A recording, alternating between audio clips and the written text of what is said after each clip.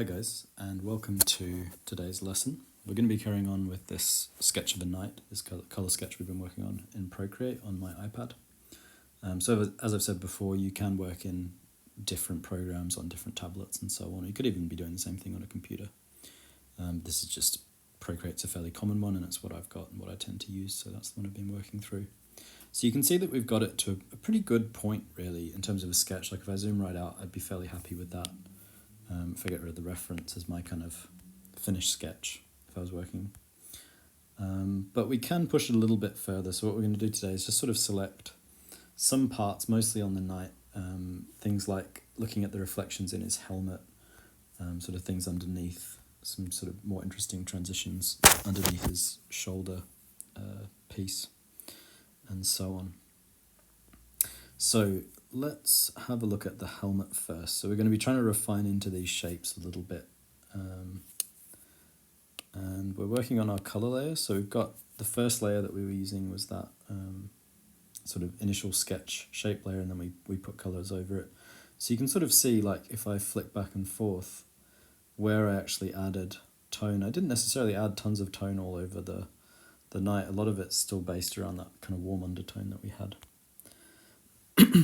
So let's have a look at starting to shape his head a little bit more. So we'll go back to using the pencil to do this rather than the brush, which we were using more so last session, in the second session.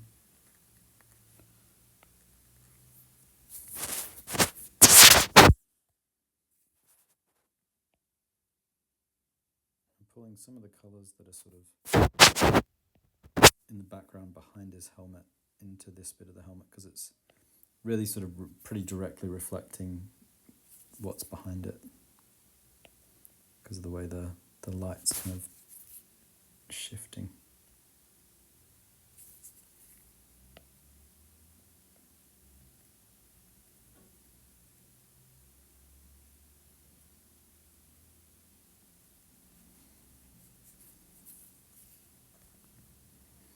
Maybe swap to a brush actually, but just using a simple round brush, just to give us a bit more control over it. We don't want it to feel too scratchy. The underpainting being scratchy was good, but I feel like having a little bit more smoothness in these, especially in the metallic kind of chromy bits that we're working on right now. We want it to have that more of that feel.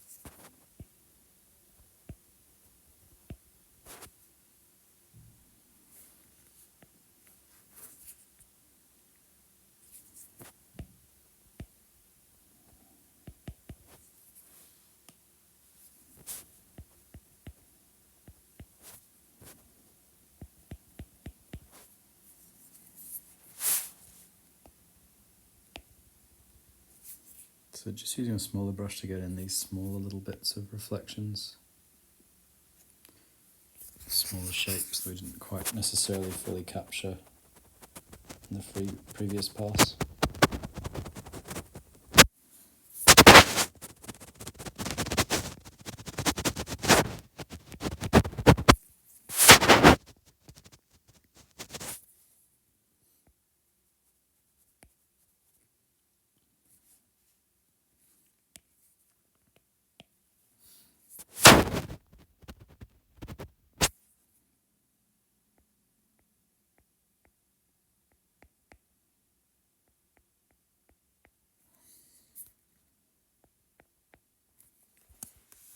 So I'm using this white to just be a bit more precise with the outlining of the slits in the visor. That's one of the major kind of things that stands out as not being quite true to the way the armour looks in life.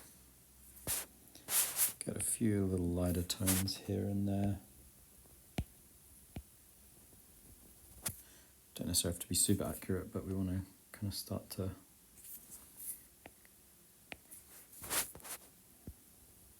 flesh out some of the secondary reflections.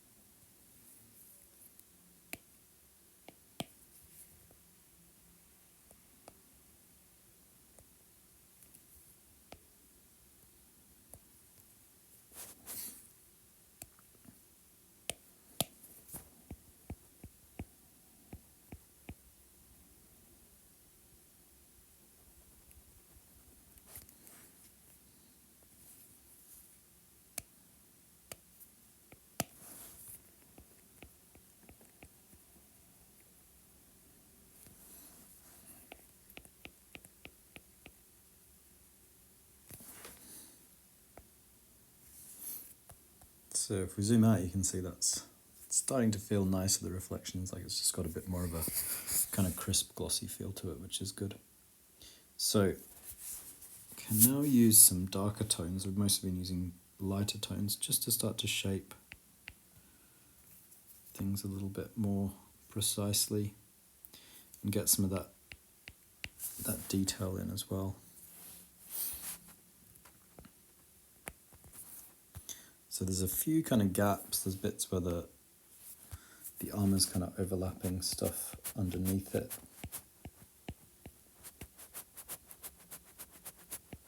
Like here we can kind of create a little bit of a shadow, just using black, kind of glazing a little bit. We can pop this side out a bit as well.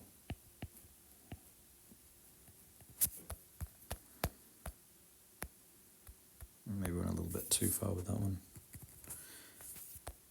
We want so here we want to get this leather strap in. That would be nice, a nice detail that's missing. So we can do the shadow first. Shadow's kind of just dropping under and fading out where the leather is. Then the leather's a pretty definitive brownish colour, so we can pop that in.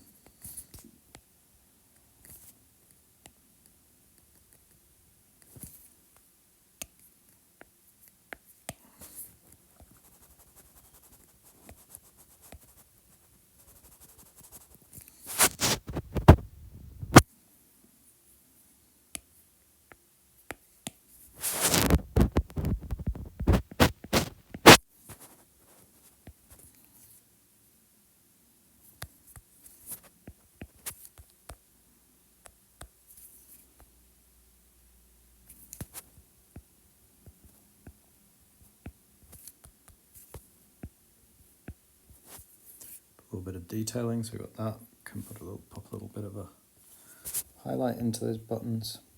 I imagine it's something like that in reality. Probably not quite as drastic as I did it, but a little bit of a shadow underneath them.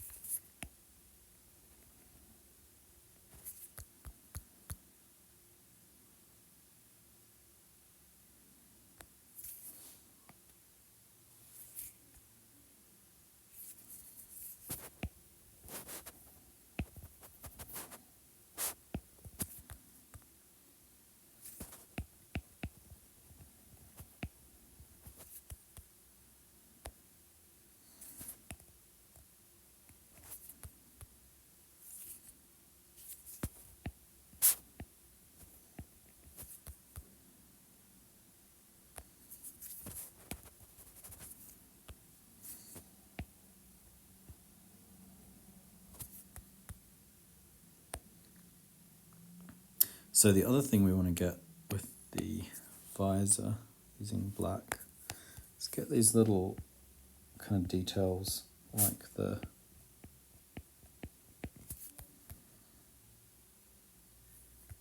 circles and slits.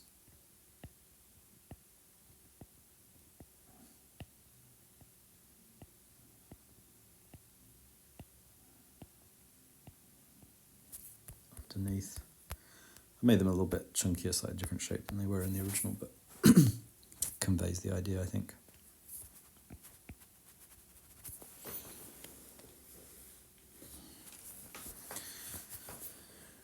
So, yeah, that's looking pretty close to being good for the helmet.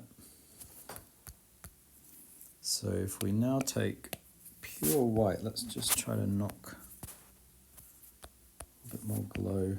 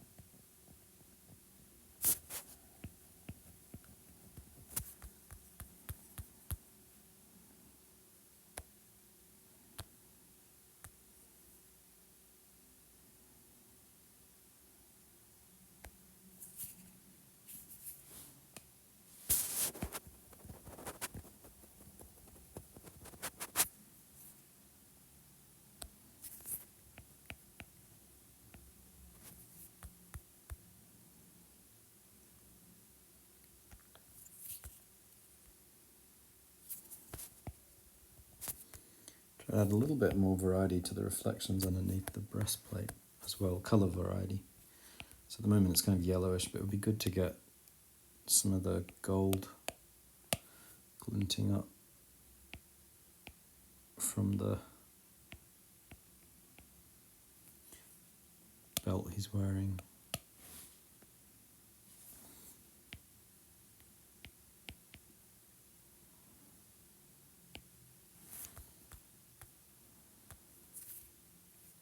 And then also some of the kind of lighter, cooler greys that appear here and there.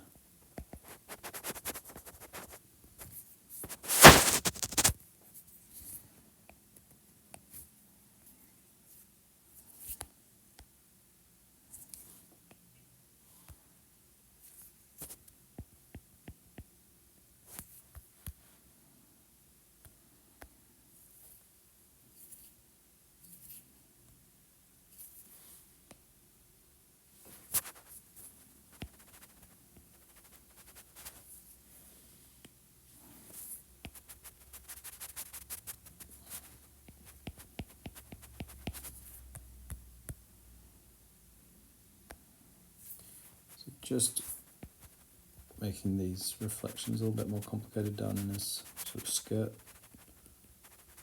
element. Maybe also just put a bit more of a shadow.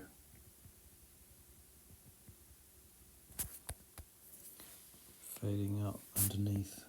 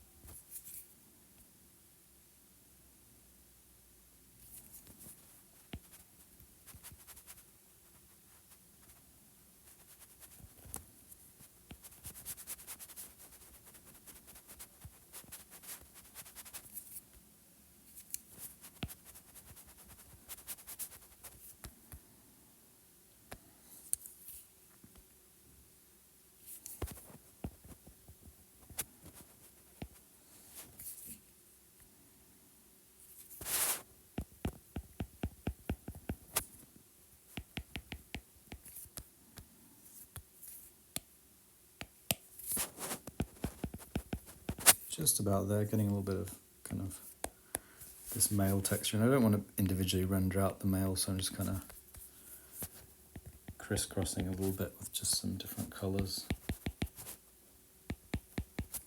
Some more kind of warm, rustier colours. So from a distance it reads, but it doesn't have to be perfect.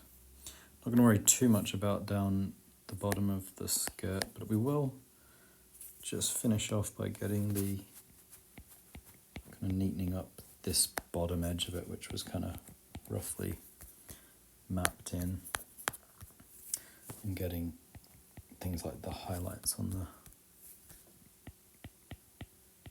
the base of it.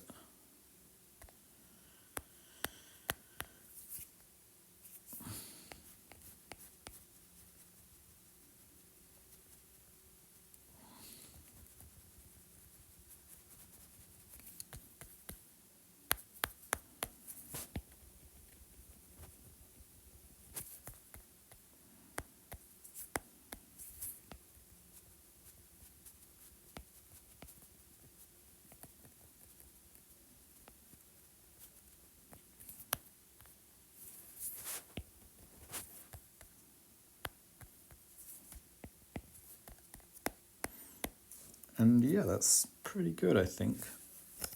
So you can see it just feels a little bit more fleshed out. The focal point's definitely now the knight's head, which is what we want.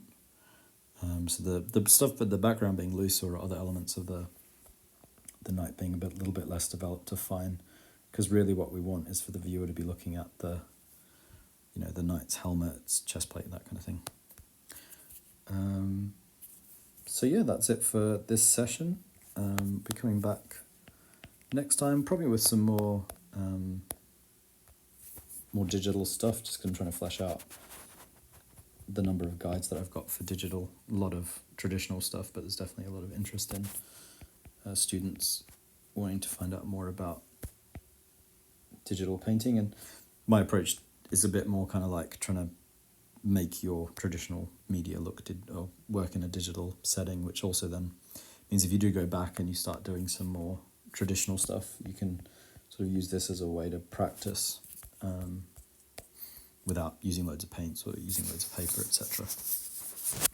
So yeah, that's it for this painting. We'll be coming back with another piece, probably another colour piece next week, different subject. If you have any requests for subjects, just put a comment down below this video and I'll try to see if I can do that soon. If you have any questions about the video and you try it out yourself, you can also put a comment below and I'll get back to you. As always, follow us on YouTube to see all the new videos, lessons coming from myself, other tutors and videos from students. And if you want to find out the sorts of paid qualifications we offer, you can click the link through to our website in the description. That's it for this week, and I'll see you guys soon.